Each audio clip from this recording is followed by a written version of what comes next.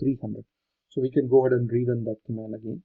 Let me just do a couple up arrows. So that this is the 34.34 is our AS300 router IP address.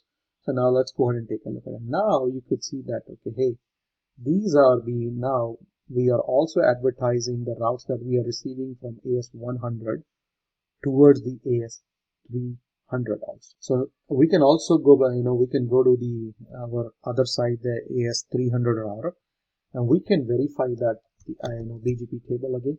We could see in the BGP table, yes, we are receiving these routes. Sorry, these are the routes that we are receiving. And we could see the AS path attribute 101, that, okay, these are the AS it is crossing.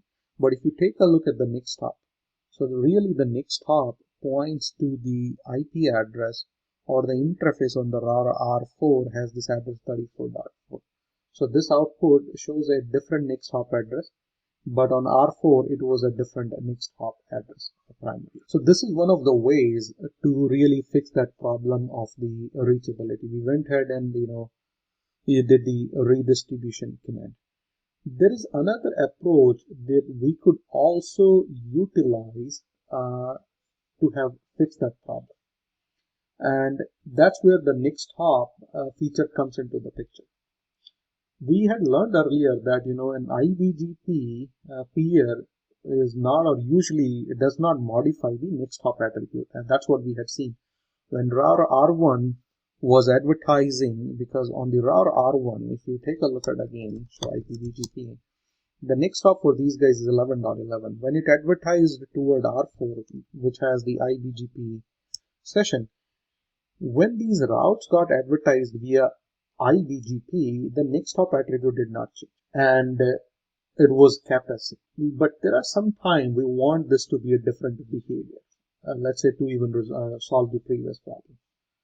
In that case, we could go ahead and change these next hop. So in that case, the IBGP session is going to emulate or behave some of the things like an eBGP session.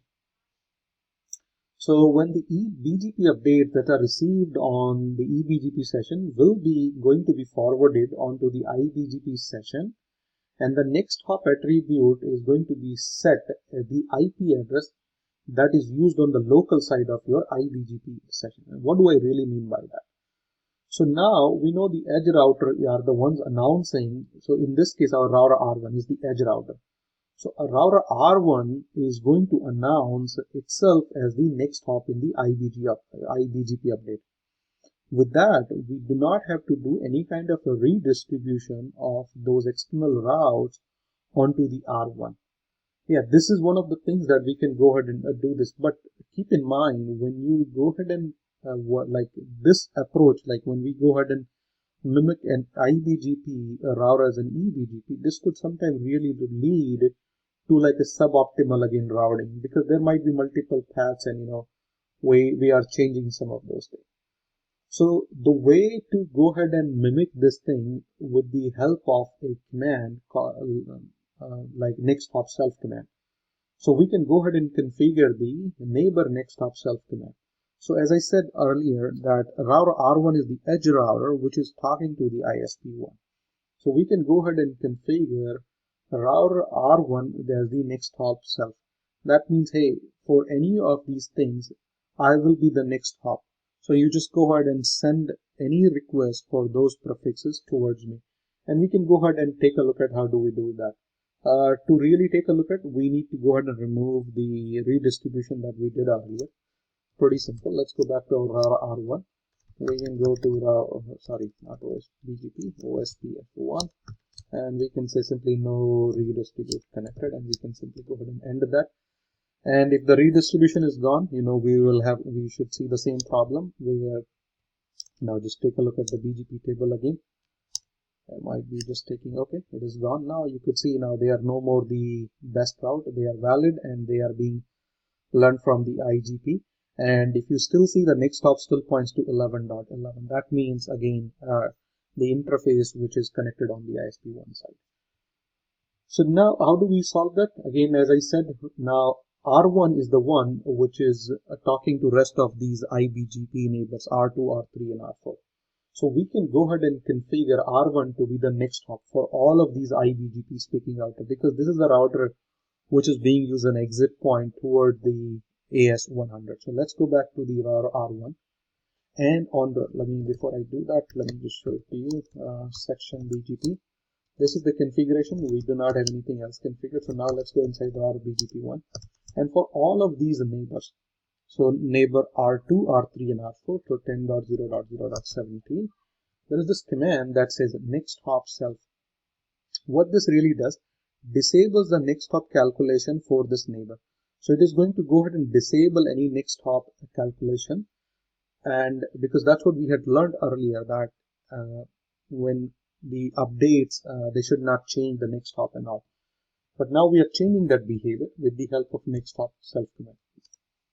We went ahead and did it for the first neighbor. Let's do it for the second IBGP neighbor, 33, and that's for our router 4, R4, 49. Now, if we go back and take a look at on the router R4 again, we know that, okay, R4 was receiving all of these things were not best, they were valid and internal. And again, the next hop was really pointing towards the ISP1's interface, which is connected to R1. Now let's take a look at our BGP table again. And now, give it a few more seconds. Okay, now if you take a look at what it says, okay, hey, this is a valid as well as a best route, and it is learning internally, again these are the different prefix. But if you take a look at now, the next hop got changed from 172.16.11.11, which was again ISP1, to the router R1's IP address. Now it says, okay, hey, if router 4, you want to reach any of these prefixes, for you the next hop will be this address, 10.0.0.0.1. And we can verify, other commands that we ran earlier. So we could just simply take a look at the BGP table. Now it says, okay, hey, to reach this guy, this would be the next hop that is being selected here. And again, we can take a look at for this particular route. So that would be 10.0.0.1. And the way to reach it, again, it's known via the OSPF1. And to reach this, because remember guys, I mentioned earlier, we have an OSPF reachability within the topology. And now that's what the IP address, to reach this 10.0, it is going to use the OSPF. And primarily it is going to use this particular address. Now we can go back and take a look at on our AS300 and see on AS300 is anything changed because of this. So I'm doing the same show IBGP, and you would see there is no impact onto the AS300 router side. So the output really indicated different next hop address of 34.3, but on router R4 we see a next hop of 10.0.0.1. So these are the two ways where you can go ahead and fix this reachability, either using the next hop self command or using the redistribute command. Both the commands has advantage and disadvantage, So keeping that next hop self is good, but it could lead to suboptimal routing. When you do a redistribution, it could lead to some other problem with your IGP. So depending on your use case and design, you can go ahead and use one of these features. But hopefully you got the idea that why it is required to have a full mesh within an autonomous system. And if we do not configure a full mesh, what are the problems we can run into? And we saw that the BGP split horizon for IBGP kicked in, and that prevented router R1 from sharing, or the router R2 and R3 really sharing those IBGP updates with R4. So the full mesh of IBGP session is really required for your proper IBGP, update propagation to work. So that'll be all for this lab. I will see you guys next time. Thank you.